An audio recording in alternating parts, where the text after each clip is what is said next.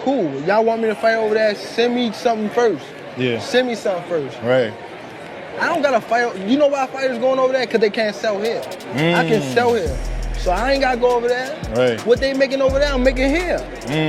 Gervonta Davis, known for his unfiltered honesty, has sparked concern among fans with recent statements questioning his commitment to boxing.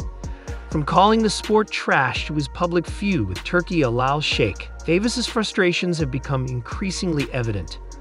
Over the months, these cracks have left fans wondering about his future in the ring. 25 is at the next year, I'm out of it.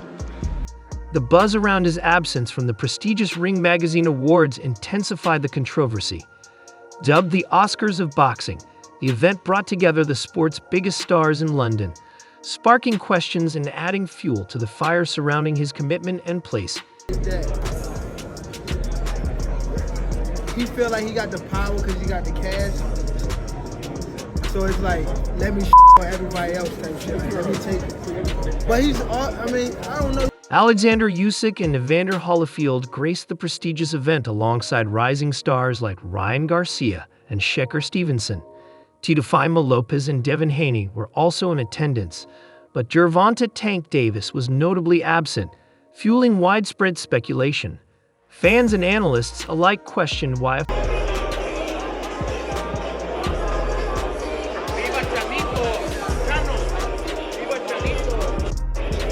fighter of Davis's caliber would be excluded from such a significant occasion. Davis himself took to social media to vent his frustration, directing his anger at Turki Alal, the Saudi Arabian sports magnate and owner of Ring Magazine.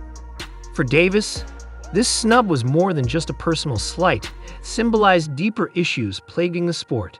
He has long been outspoken about boxing's political It looks like Turki Alal Sheikh may be buying PBC.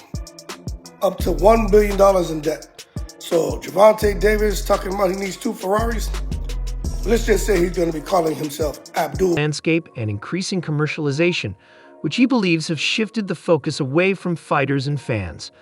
Boxing is just too much politics, Davis said. It's not about the fighters anymore. It's about people who don't even care about the sport making decisions. Davis's strained relationship with Alal has only fueled his disillusionment. His frustrations highlight a growing concern that boxing's integrity is being eroded by outside influences prioritizing profits over the sport's true essence. He got it going on. I'm going to go ahead and say it. He just may be the savior of boxing. It's reported that he wants Tank Davis. Gervonta Davis has disclosed that Alal Sheikh approached him with offers to join a high-profile event in Saudi Arabia, part of the country's push to attract top boxing stars.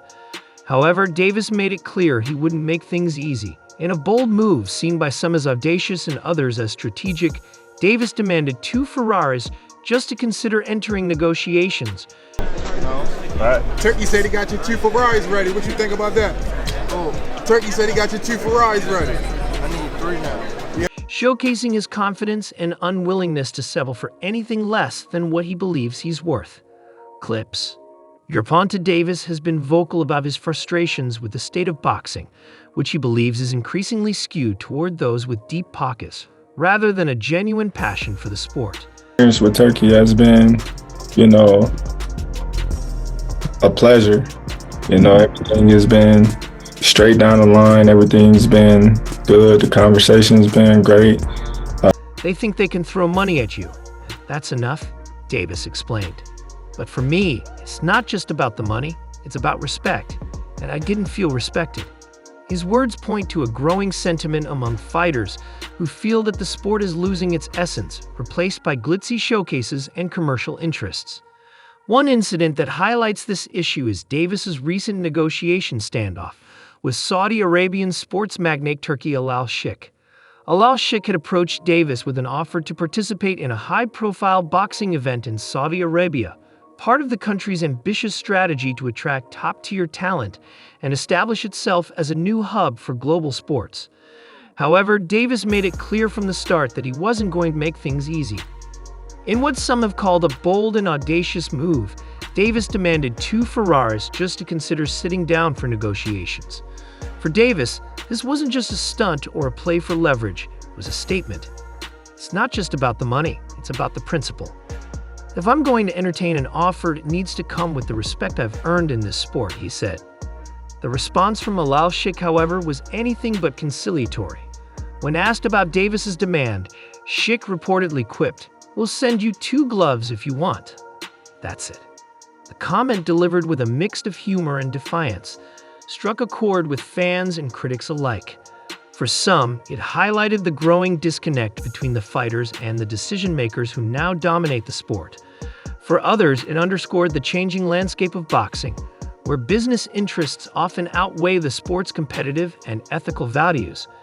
Davis has been particularly outspoken about what he sees as the erosion of boxing's integrity.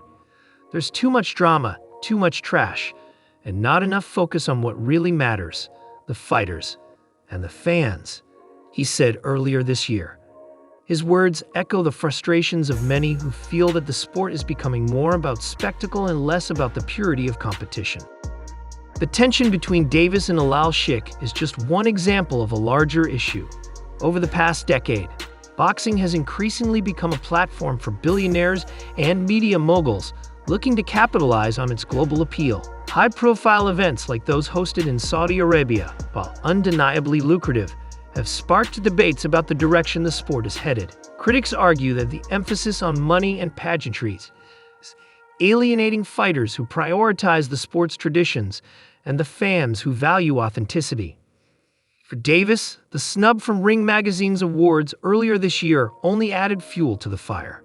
Often referred to as the Oscars of boxing, the awards ceremony gathered some of the biggest names in the sport, including Alexander Usyk, Evander Holyfield, Ryan Garcia, and Shakur Stevenson. Teofimo Lopez and Devin Haney were also in attendance, but Davis was notably absent, sparking widespread speculation.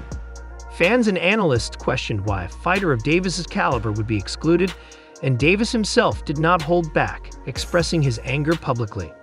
Davis has often pointed to politics and commercialization as the root causes of his disillusionment.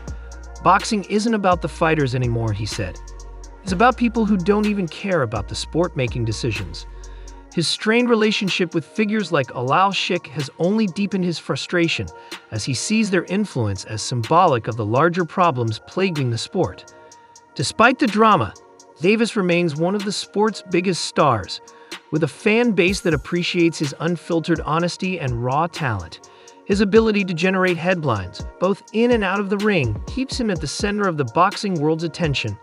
Whether or not his demands for respect and fairness are met, Davis's impact on the sport is undeniable.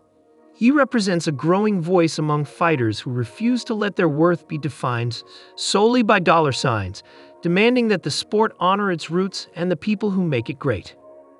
As boxing continues to evolve, Davis's stance serves as a reminder of what's at stake. While the glitz and glamour of international events may draw crowds, the soul of the sport lies in its fighters and their commitment to excellence. Whether the industry will listen to voices like Davis remains to be seen, but one thing is certain, he won't stop speaking his truth.